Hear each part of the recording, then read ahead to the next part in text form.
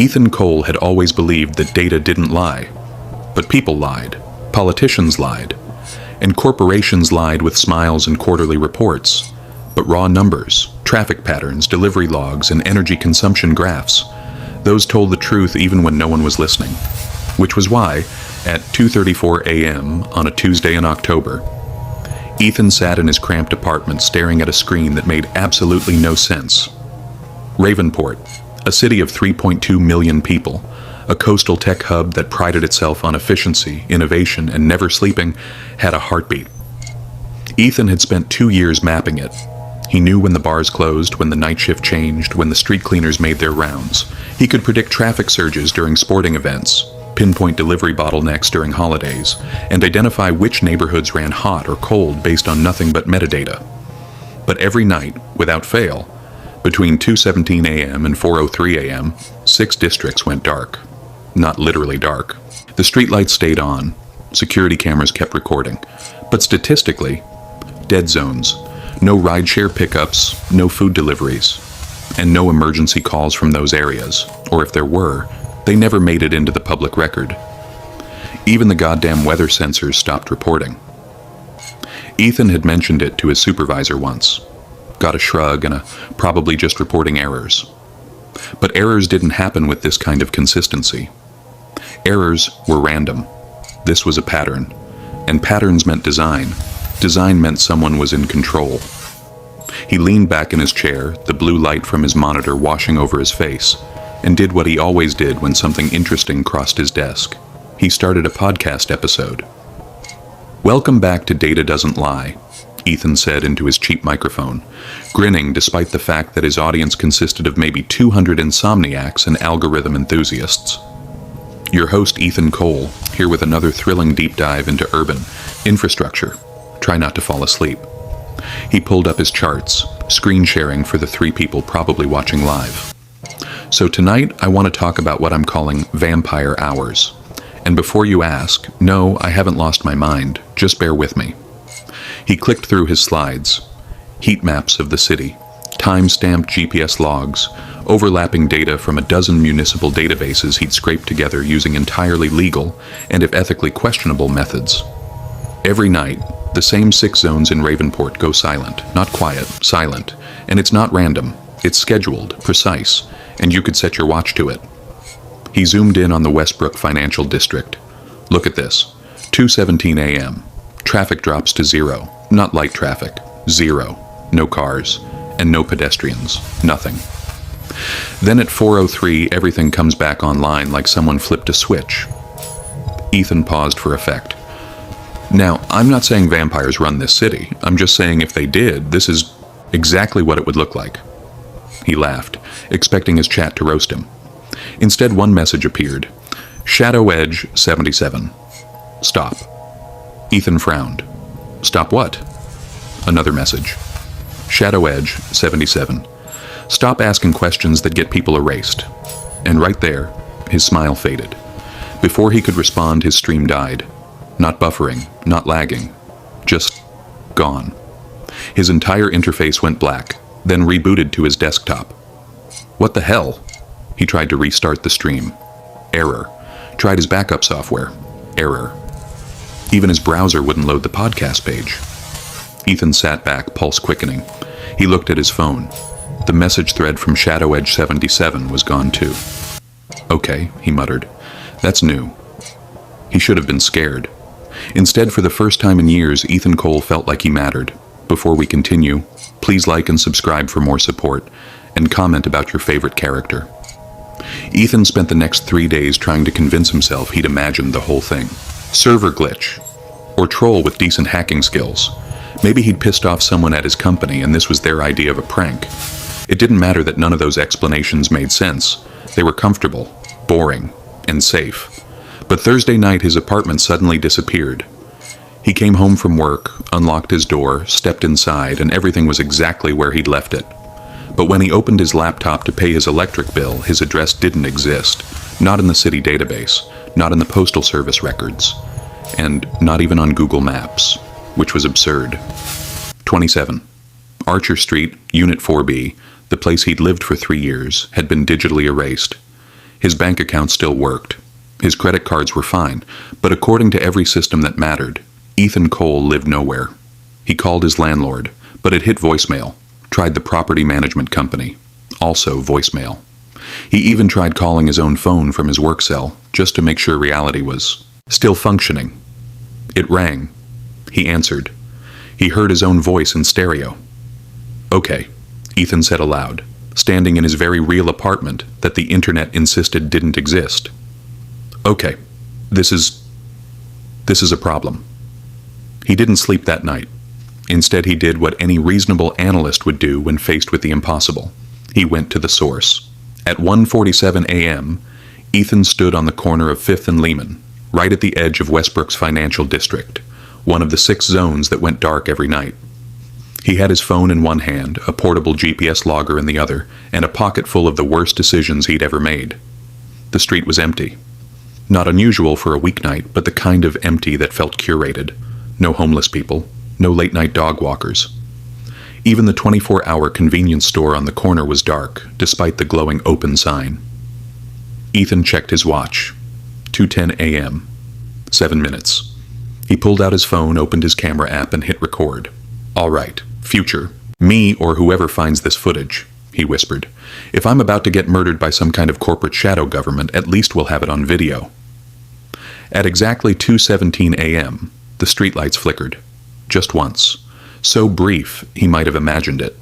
Then the air changed. It wasn't temperature, and it wasn't sound. It was pressure.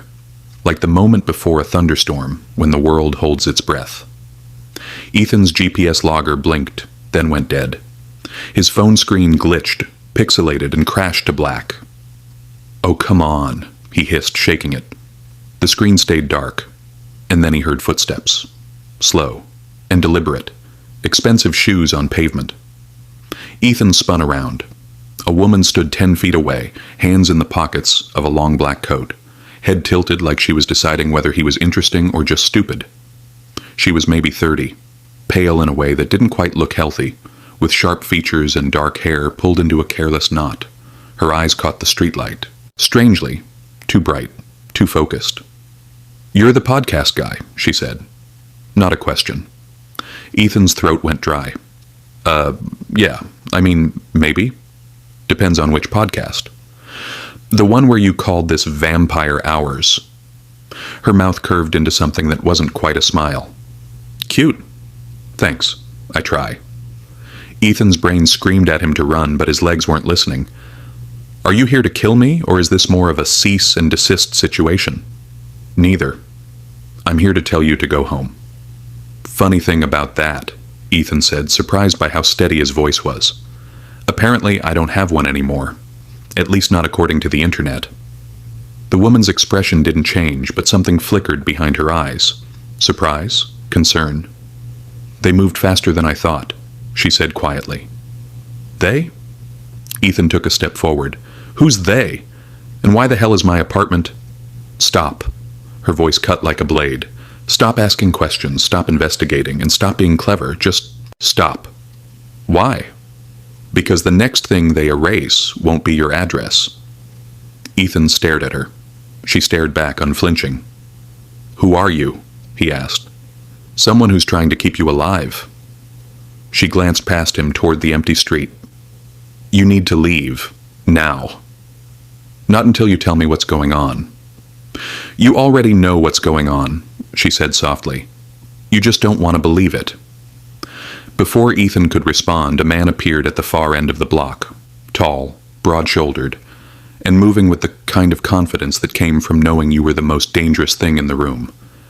The woman's entire body went rigid. "Run," she whispered. "What?" "Run." The man smiled. Then he moved.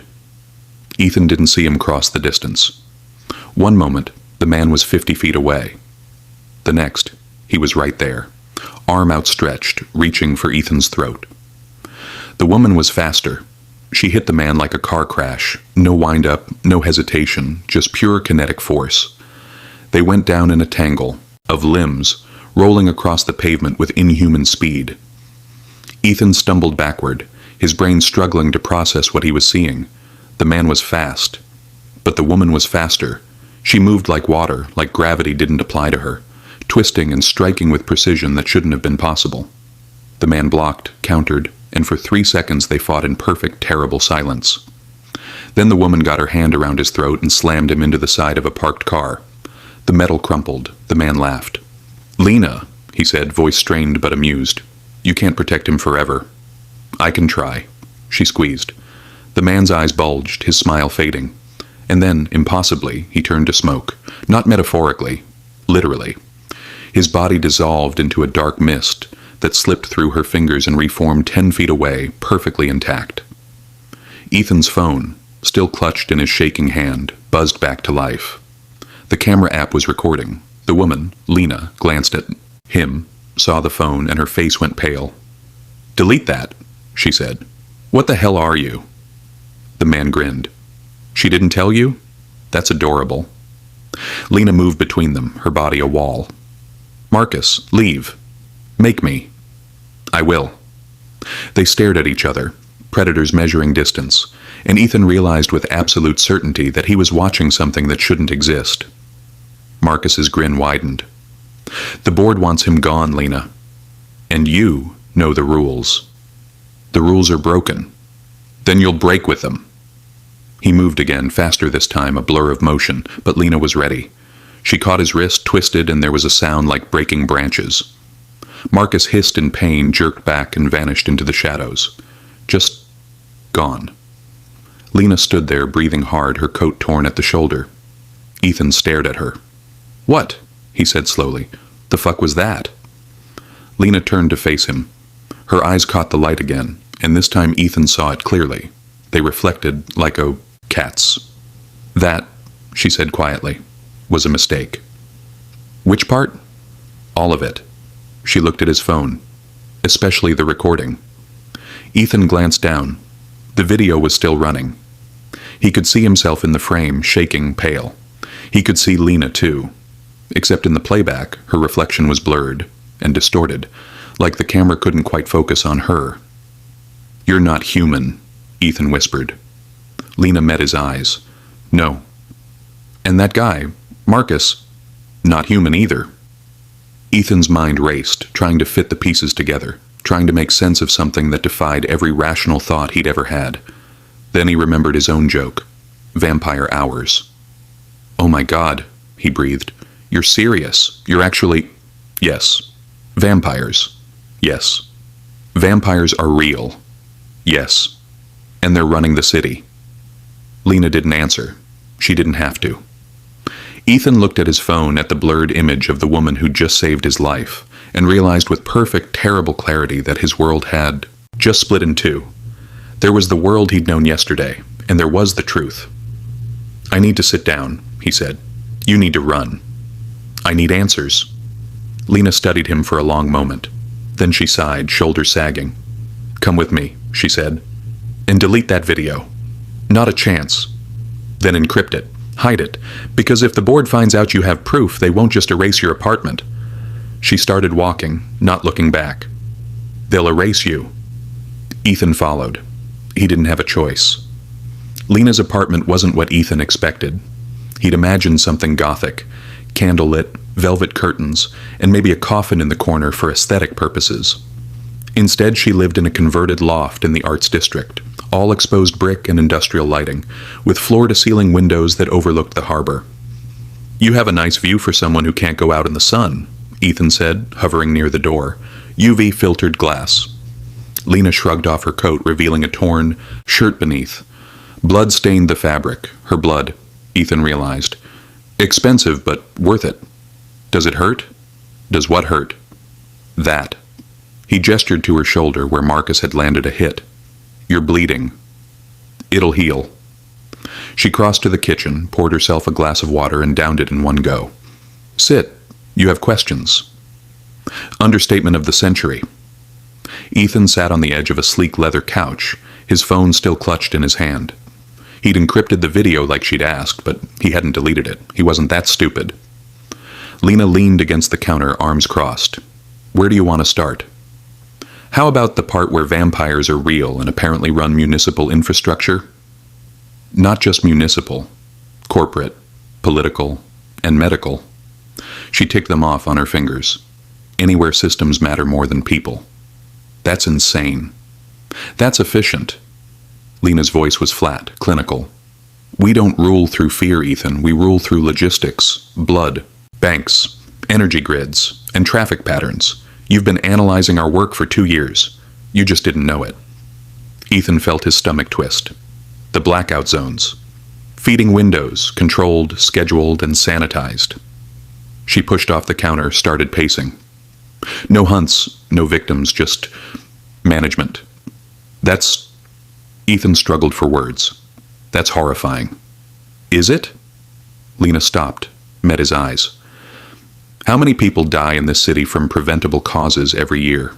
Car accidents, medical malpractice, poverty.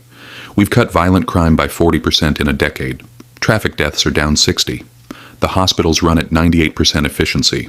This city works, Ethan. It works because we make it work. By feeding on people. By managing resources. She didn't flinch. Willing donors. Blood banks with surpluses that would otherwise be wasted. We don't kill. We sustain. And the people who disappear. Ethan's voice shook. The ones like my friend who vanished in one of your blackout zones. What about them? Lena's expression softened. I'm sorry about your friend. That's not an answer. No, she admitted. It's not. They stared at each other across the length of the apartment, the weight of too many truths pressing down between them. Why are you helping me? Ethan asked finally. If this whole system depends on secrecy, why didn't you just let Marcus kill me? Because you're different. Different how? You see patterns instead of monsters. Lena crossed to the window, gazed out at the city. When Marcus attacked, you didn't scream. You recorded. Most people would have run. You stayed, and you wanted to understand. And that matters? It's the only thing that matters. She turned back to him. The board has ruled this city for 400 years, Ethan. 4 centuries of stagnation dressed up as stability. They don't innovate, and they don't adapt. They freeze progress to maintain control. And you don't agree with that? I did. Once. Her voice went quiet. I've been alive for 180 years. I've watched the world change. Electricity, airplanes, the internet. And I've watched my people refuse to change with it. We could be better. We could do better. But the board won't allow it. Why not? Because change is risk, and risk threatens the system. Lena's hands clenched into fists. So they erase anyone who asks questions. They silence anyone who sees too much. They maintain the perfect, efficient machine. Until someone like me comes along. Until someone like you comes along, she echoed, and forces them to choose between secrecy and survival. Ethan leaned back, mind racing. So what happens now? Now? Lena smiled, and for the first time it looked genuine. Now you decide whether you want to live or whether you want to matter. Can I do both? Not if you keep digging. Then I guess I'm screwed. Ethan pulled out his laptop, opened it on the coffee table. Because I'm not stopping.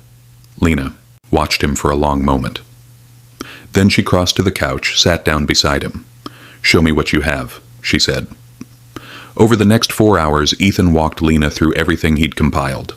Traffic data, energy consumption logs, hospital records, missing persons reports that never made the news. She filled in the gaps. The blood banks aren't just for emergencies, she explained, pointing to a spike in his graphs. See this? November 3rd, 2 years ago. We had a gathering, 50 board members from across the region. The surplus that week wasn't surplus, it was stock. Jesus. It's not as bad as it sounds. Donors are compensated. Well, some of them even know what they're contributing to. Some? Most don't ask questions when the money's good. Ethan flagged another anomaly. What about this? December 15th. Energy consumption in Westbrook dropped 20% overnight, then spiked back up the next day. Leadership change. Old CEO stepped down, literally. New one. Took over. They shut down the office buildings during transition. Why? Vampire politics are messy. It's safer to clear the area. They worked in silence for a while, Lena's presence surprisingly comfortable despite the insanity of the situation. She was sharp, precise, and had a dry sense of humor that caught Ethan off guard. You're good at this, he said eventually. At what? Analysis. You think like a systems engineer. I was a factory manager. Before. Lena's gaze drifted. Textiles. 1850s. Manchester. England? Industrial Revolution in full swing.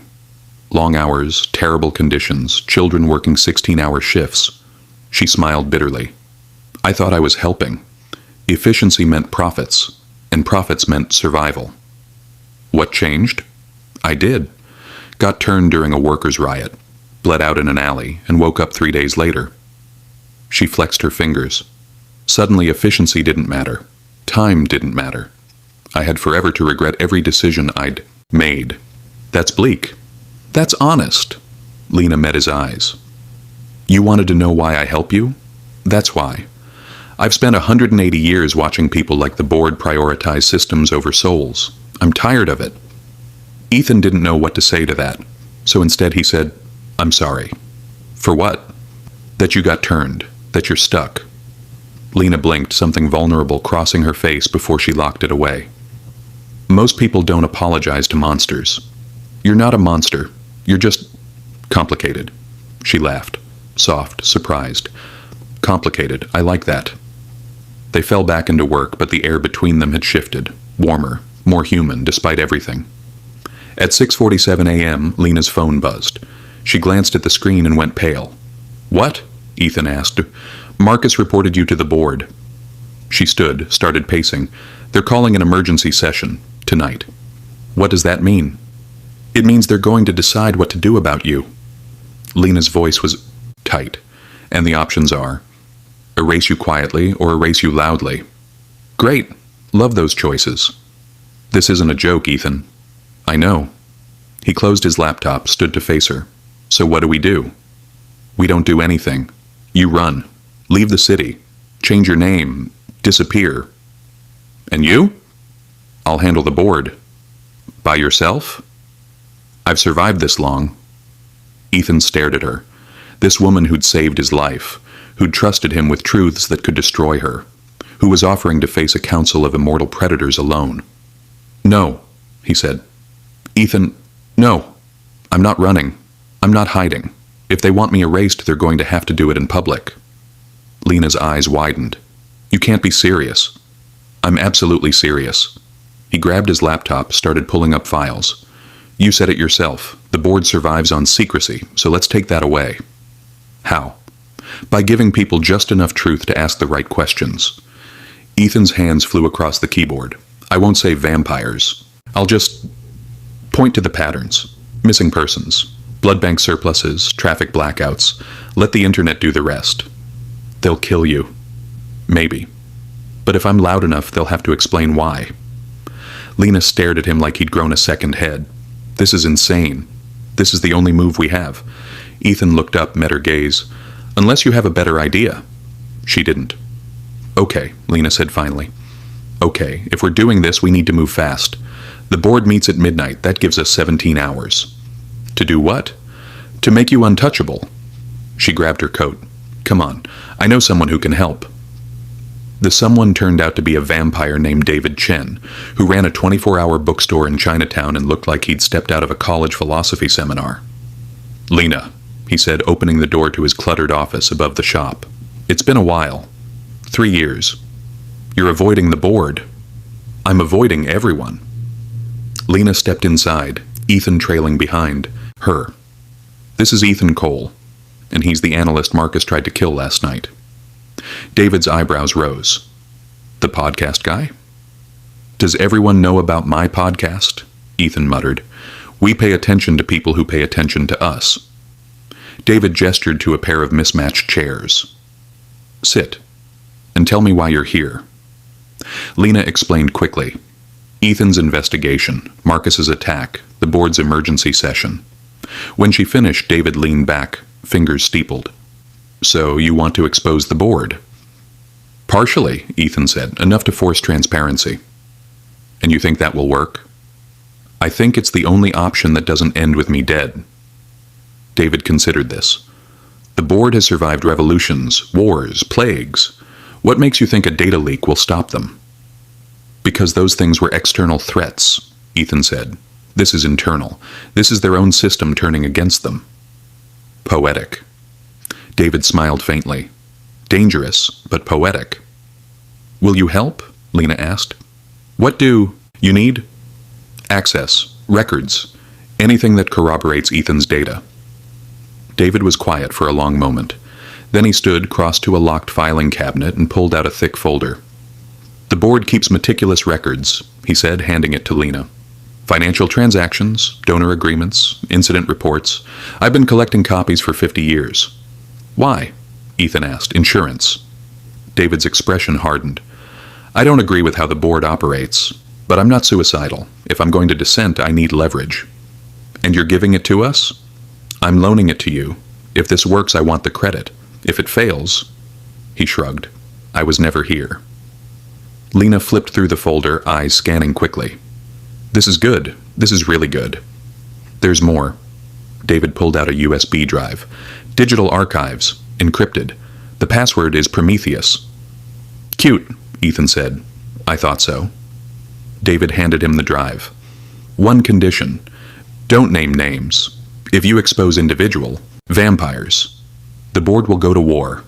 But if you expose the system, they'll have to adapt or collapse, Lena finished. Exactly. Ethan pocketed the drive. Thank you. Don't thank me yet. You still have to survive the next 12 hours. David walked them to the door. Lena, be careful. The board won't tolerate this kind of defiance twice. I know. And Ethan? David met his eyes. If you pull this off, you'll change everything, for better or worse. I'll take those odds. They spent the next 8 hours in Lena's apartment, building the leak.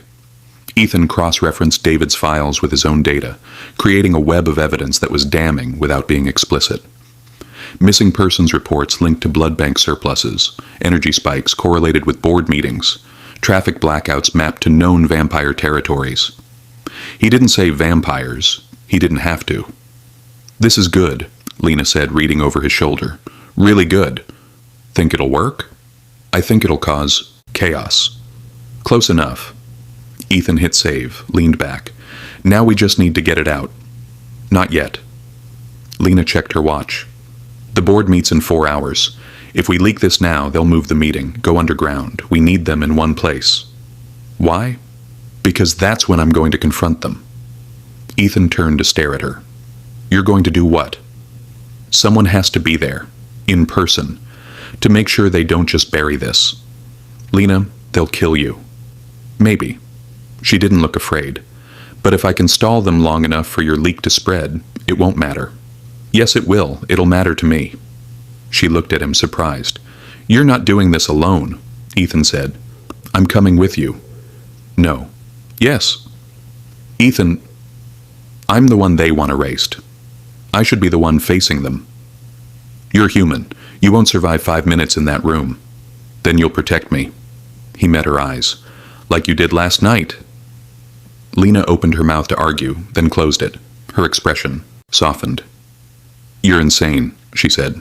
Probably. Ethan smiled. But I'm also right. You're going to get us both killed. Maybe, but at least we'll go down swinging. Lena shook her head, but she was smiling too. Fine, but we do this my way. Deal. The Nocturne board met in a penthouse suite atop the Meridian Tower, Ravenport's tallest building. Ethan and Lena arrived at 11:47 p.m., passing through security with IDs that David had provided.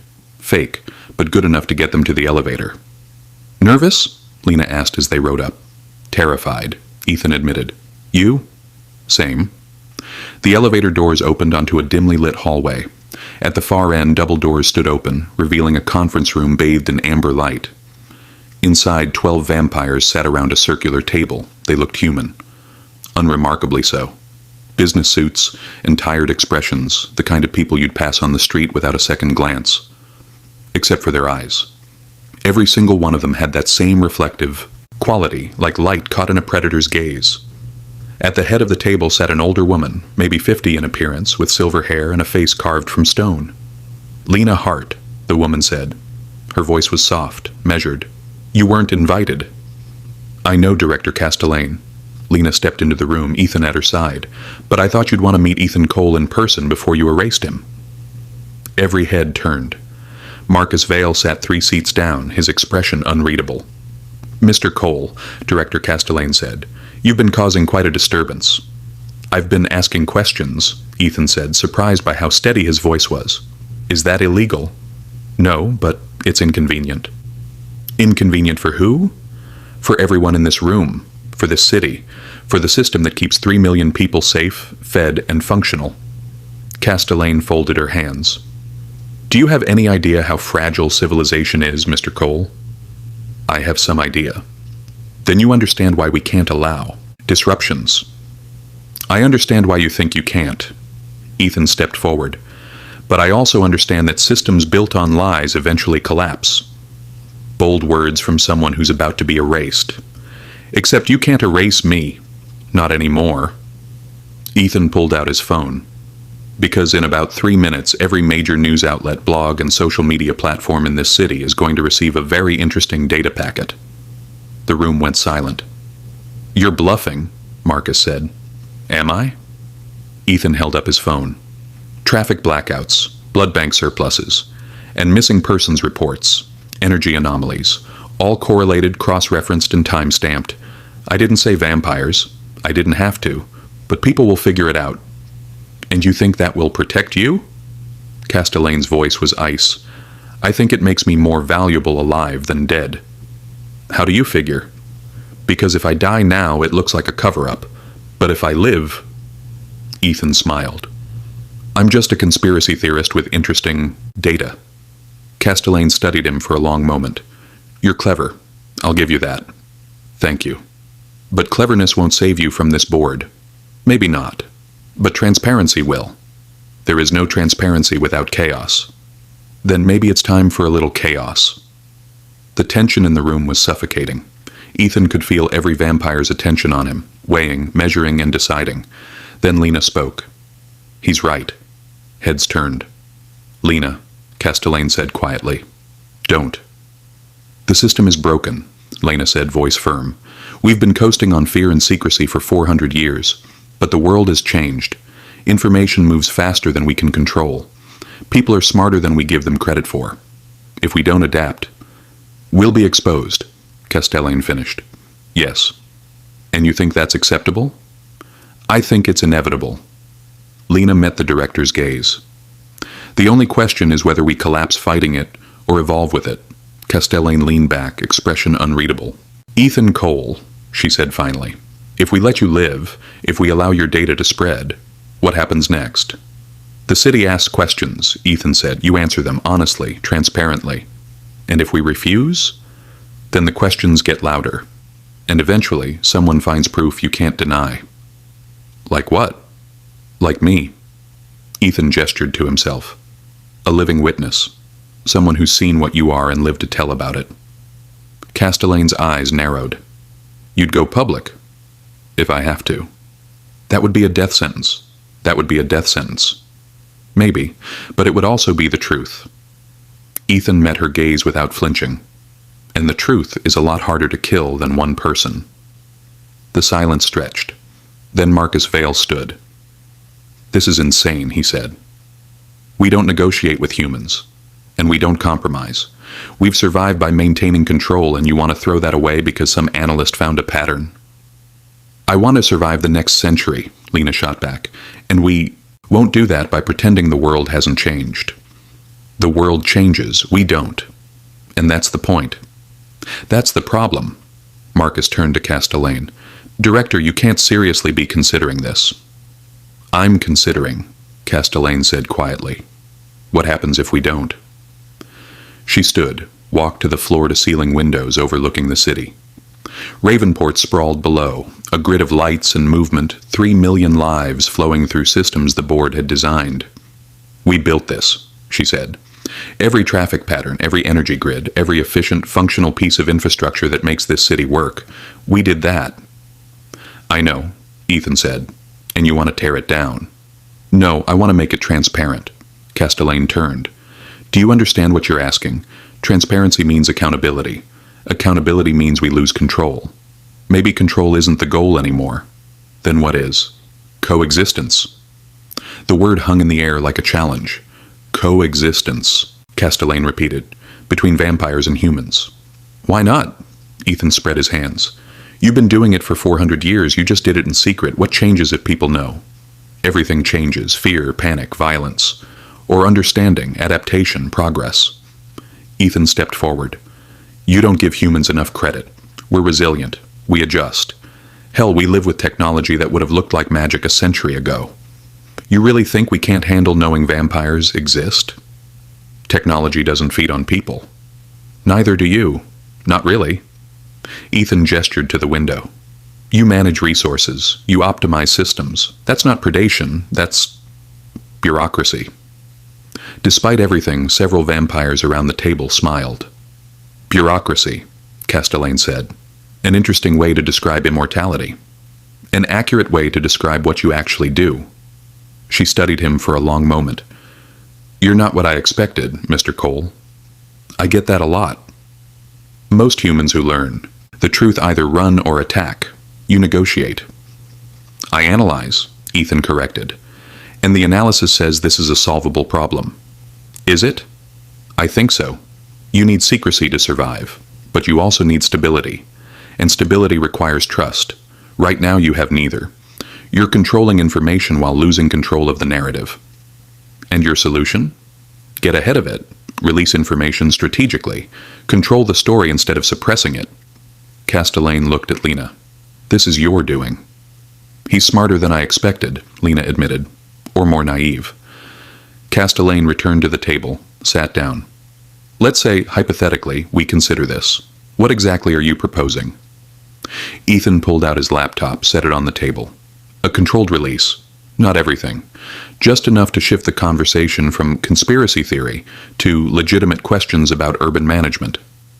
He opened a presentation, something he'd built during the last 2 hours in the elevator ride up, refining arguments in his head. Phase 1, I release the traffic data and energy patterns. No accusations, just anomalies that don't make sense. People will speculate, Marcus said. Let them. Speculation isn't proof. Phase 2? Castellane asked. You respond. Not denying, not confirming, just acknowledging that there are systems in place the public doesn't see. For efficiency, for safety. That's vague. That's strategic. You're not lying, you're just not giving details. Phase 3? Gradual transparency, over months, maybe years. Introduce the concept slowly, let people adjust. And if they don't adjust? Marcus demanded. If they panic, if they come for us. Then you have contingency plans, I assume. Ethan looked around the table. You've survived wars, revolutions, everything history's thrown at you. You're telling me you can't handle public relations? Several vampires exchanged glances. He has a point, said a younger man near the end of the table. We've been reactive for too long. Maybe it's time to be proactive. This is madness, Marcus insisted. Director, I strongly advise... Your advice is noted, Marcus. Castellane's voice was steel, but Mr. Cole raises valid concerns. He's a threat. He's an opportunity. Castellane looked at Ethan. You said coexistence. What does that look like? Honestly, I don't know yet, but I know what it doesn't look like. Shadow governments, erased addresses, people disappearing without explanation. Ethan met her gaze. You want to survive? Stop acting like predators and start acting like partners. Partners, Castellane tasted the word. With humans. With the people whose city this is. You're part of it, not above it. The room fell silent again. Then Lena spoke, her voice quiet but firm. I've lived for 180 years, she said. I've seen empires rise and fall. I've watched progress happen despite resistance. And I've learned one truth. Systems that don't adapt die. She looked at Castellane. We can fight this. We can erase Ethan, suppress his data, maintain control for another decade, maybe 2. But eventually, someone else will notice. Someone else will ask questions, and we'll be right back here. Or, Lena continued, we can evolve. We can be part of the change instead of its victim. Castellane was quiet for a long time. Then she said, This board will vote. The vote was 7-5 in favor of Ethan's proposal. Marcus voted against. 4 others joined him. Older vampires who'd been on the board for centuries, who believed in control above all else. But 7 voted yes. 7 vampires who saw the future coming and chose to meet it head on. Mr. Cole, Castellane said once the votes were counted, you have 1 year. 1 year to prove that transparency doesn't destroy us. And if it does, Ethan asked, then we erase you, burn your data, and go back to the old ways. Her eyes gleamed. Do we have an understanding? We do. Good. She stood. This meeting is adjourned. The vampires filed out one by one. Some nodded to Lena as they passed. Others ignored her completely. Marcus stopped in front of Ethan. You just made the biggest mistake of your life, he said quietly. Maybe. Or maybe I just saved it. Marcus's jaw tightened. Then he turned and left. When the room was empty except for Ethan and Lena, Castellane approached them. You surprised me tonight, she said. Good surprised or bad surprised? Ethan asked. Time will tell. She looked at Lena. You're walking a dangerous line, Ms. Hart. I know. The board voted to try this, but not everyone will honor that vote. I know that too. Castellane nodded slowly. Then be careful, both of you.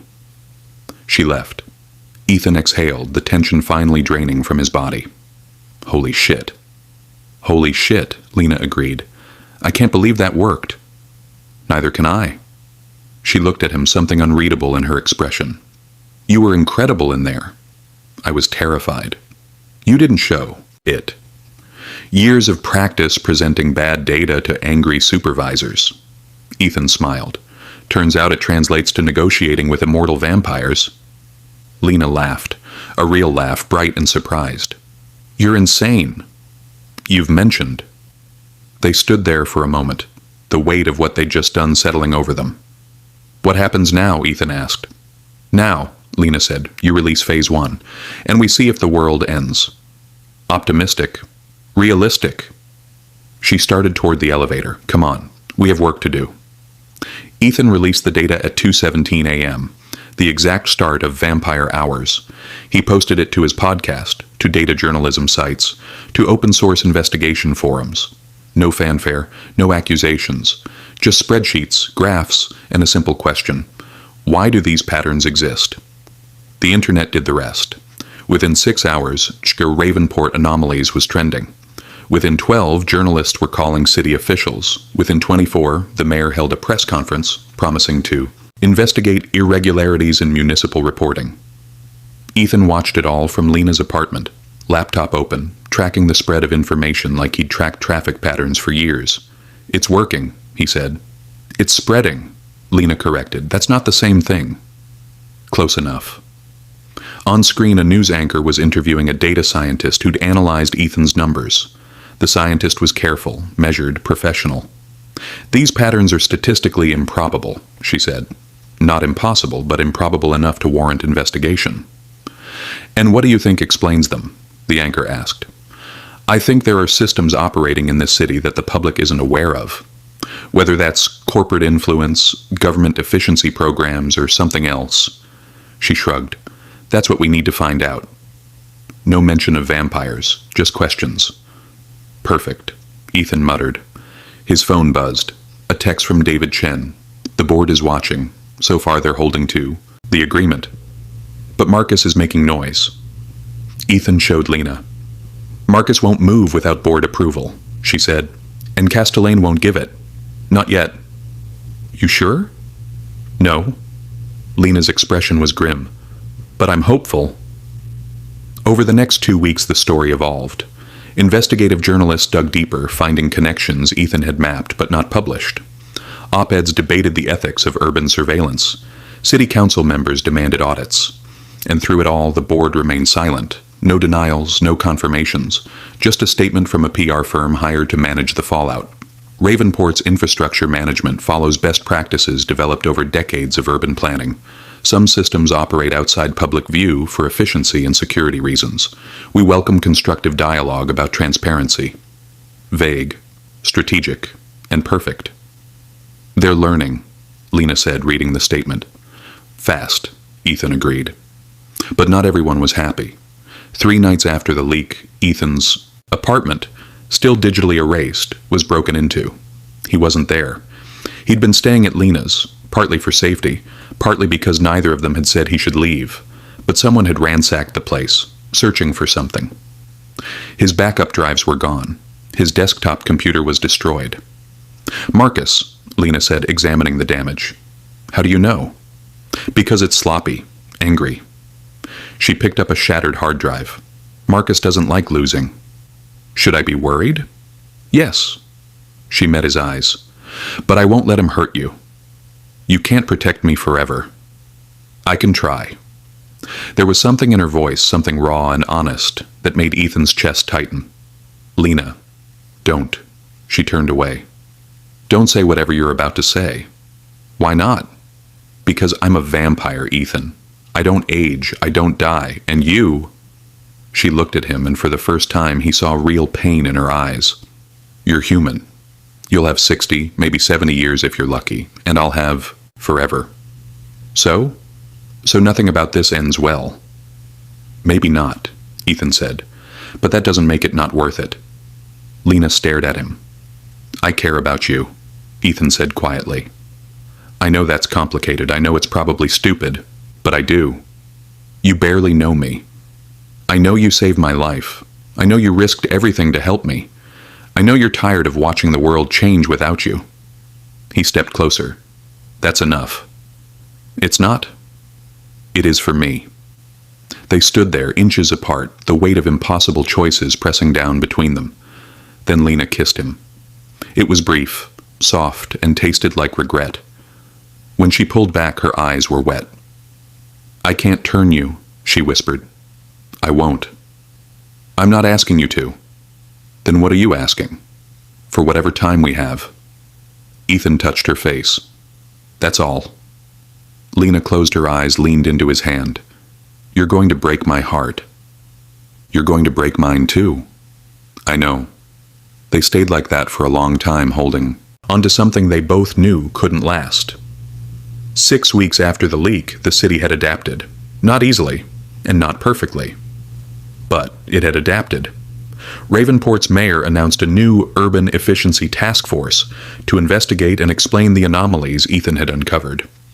Half the appointments went to human analysts, half went to unnamed consultants who worked exclusively at night. Journalists speculated, bloggers theorized, but no one said the word vampire, not publicly. Ethan's podcast exploded in popularity. He had 200,000 subscribers now, most of them urban planning nerds and conspiracy theorists who treated his data like gospel. He didn't talk about vampires on air. He didn't have to. The truth was spreading through inference, through pattern recognition, through the slow realization that the world was stranger than anyone admitted. "You did it," Lena said one night, watching him edit his latest episode. "You changed the conversation." "We did it," Ethan corrected. "I just provided the data." "Don't downplay this. You forced the board to adapt. That's never happened before." "What about you? You're the one who stood up to them." "I'm the one who had nothing left to lose." Lena's smile was sad. "You had everything to lose, and you did it anyway." Ethan saved his work, closed the laptop. "Can I ask you something?" "Always." "Do you regret it? Helping me?" "No." The answer came immediately.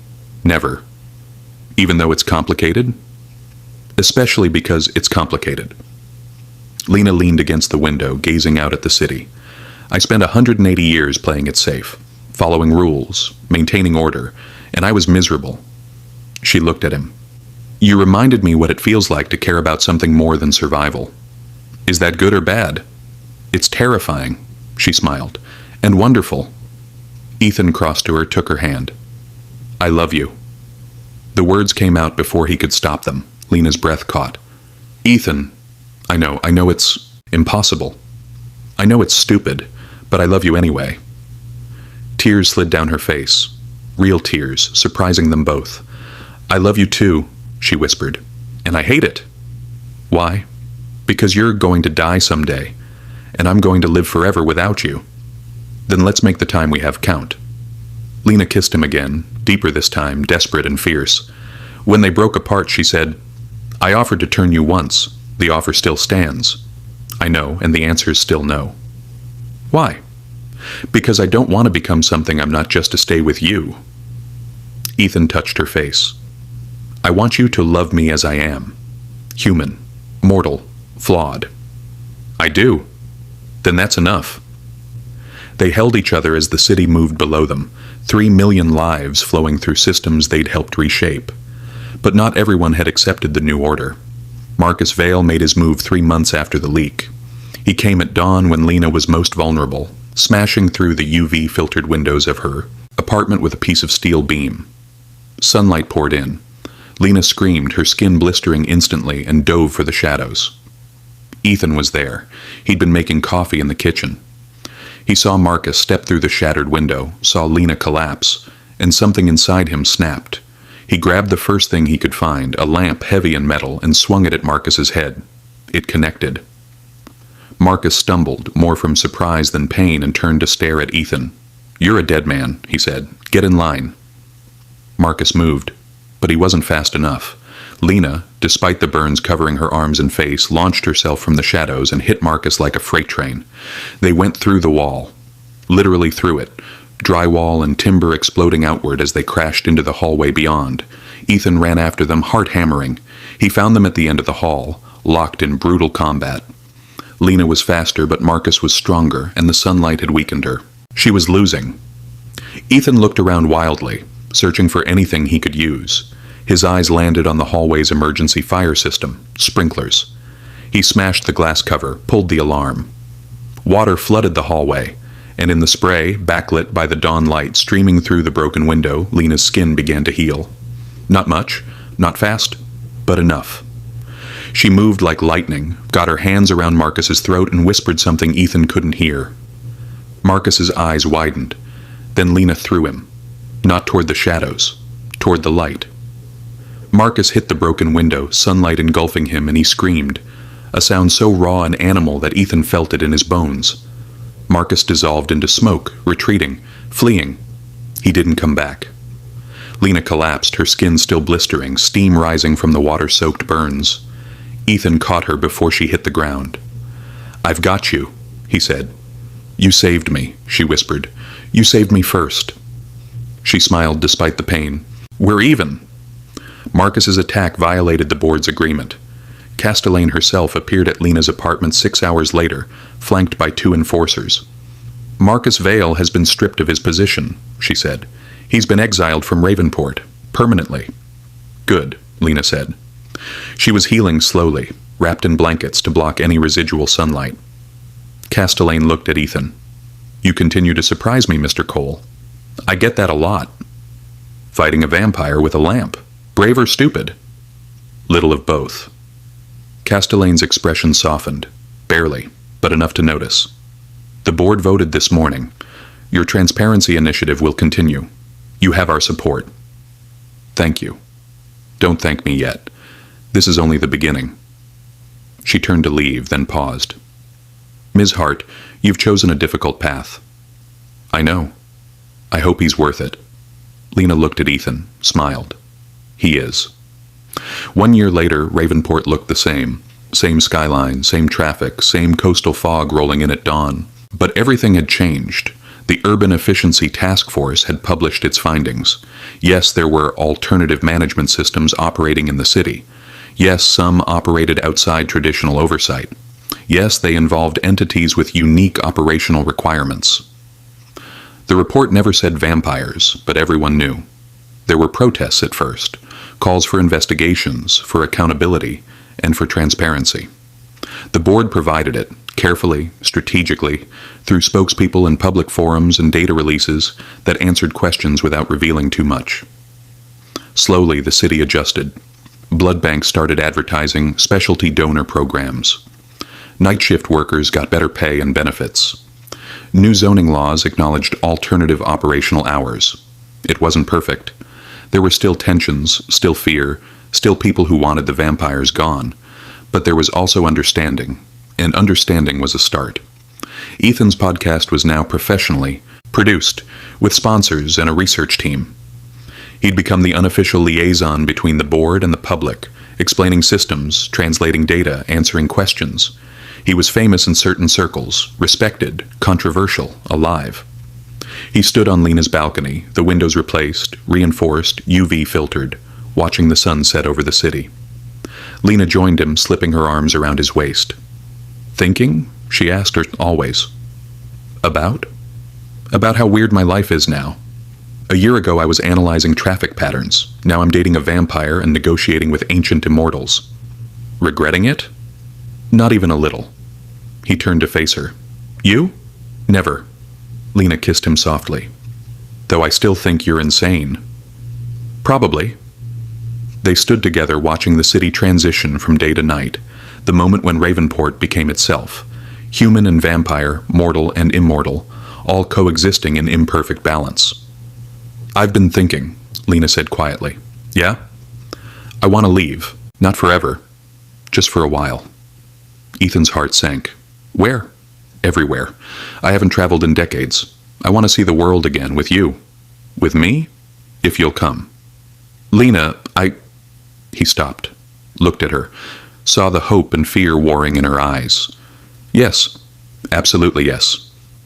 She smiled, brilliant and surprised. Really? Really. I can work remotely.